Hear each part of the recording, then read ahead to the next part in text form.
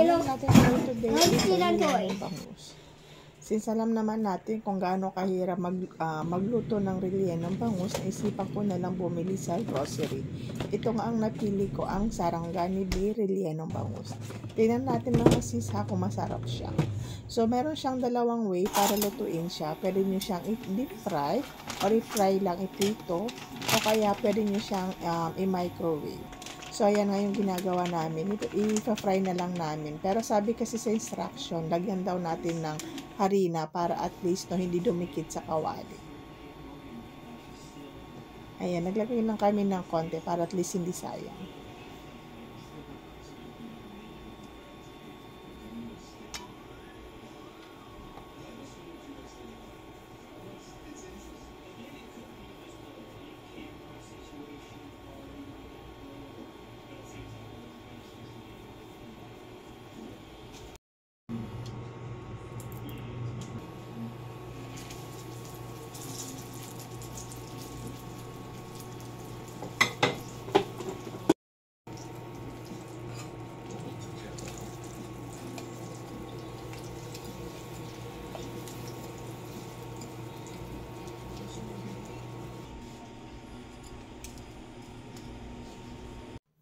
Tapos ito naman yung ating pangalawang way para at least lutuin itong ating Sarangani bay rellenong bangus. Nalagay lang namin siya sa microwave.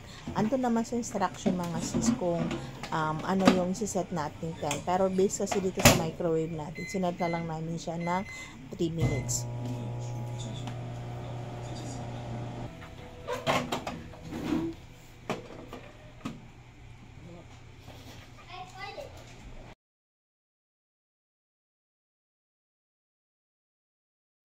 Ayan nga, natikman namin, no? Wala namang pinagkaiba yung lasa. So, depende na lang sa inyo mga sis kung gusto ninyong iprito o kaya i-microwave. Kain na tayo!